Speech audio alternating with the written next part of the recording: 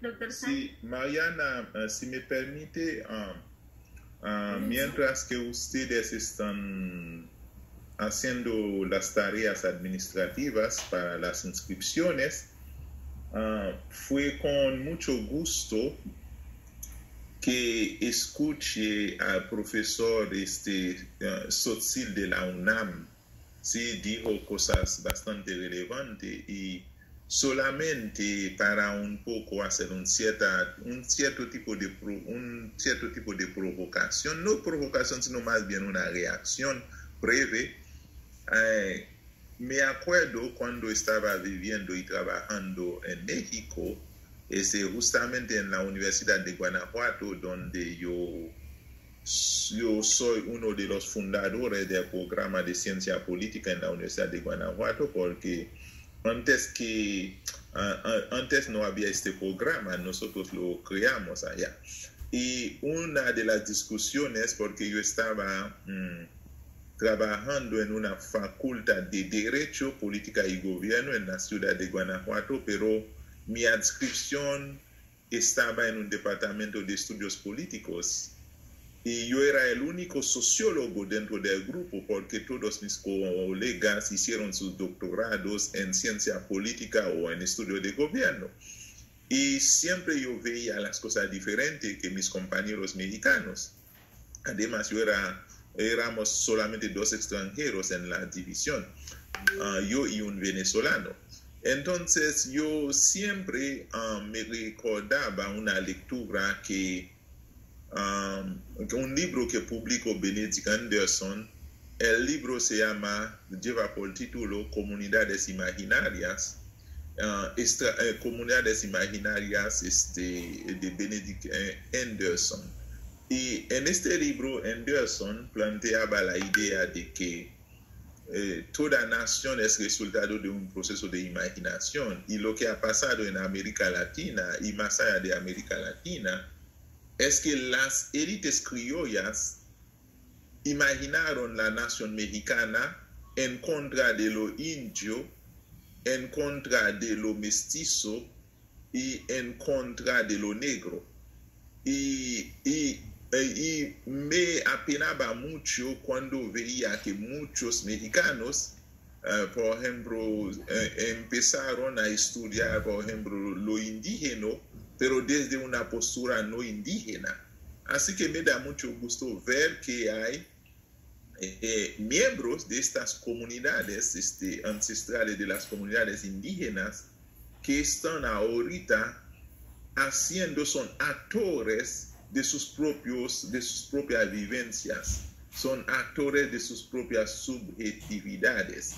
Es solamente este tipo de comentario que me gustaría hacer y para mí es progreso, porque una cosa es estudiar la epistemología del sur, una cosa es estudiar, por ejemplo, los indígenas, pero otra cosa es desde dónde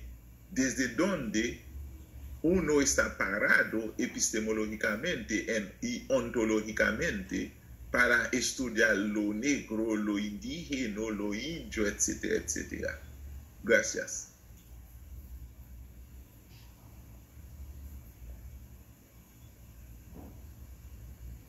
Muchas gracias. Entonces quedamos pendientes, doctor O'Brien, para que nos haga la siguiente sesión y en dado caso que haya lecturas, etcétera. Es que quisieras que diga algo a propósito de la intervención de nuestro colega, ¿sí?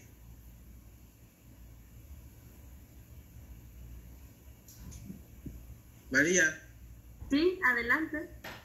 Pienso que esta cuestión es para los colegas indígenas. Sin embargo, puedo hacer algo. ¿Cuál es la pregunta?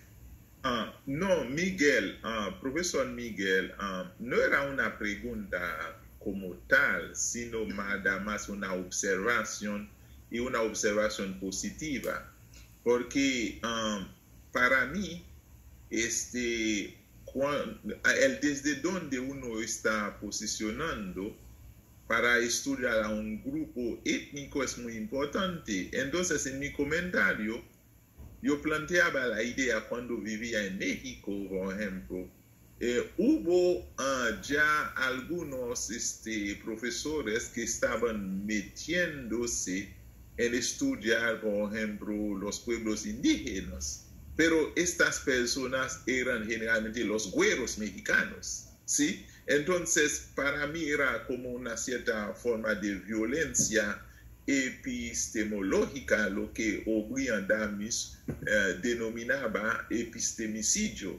Porque una cosa, uno puede ser mexicano y no entiende la mexicanidad, porque esta mexicanidad ha sido una mexicanidad construida con base en el binomio inclusión-exclusión.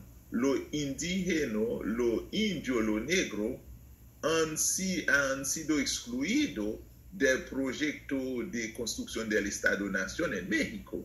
Entonces, mi comentario para cerrar me da mucho gusto ver gente como usted metiéndose a estudiar a sus propias comunidades indígenas, porque la objetividad es un acuerdo intersubjetivo. Entonces, no podemos entender los pueblos si no entendemos sus vivencias, si no entendemos sus subjetividades. Eso era mi comentario, don Miguel.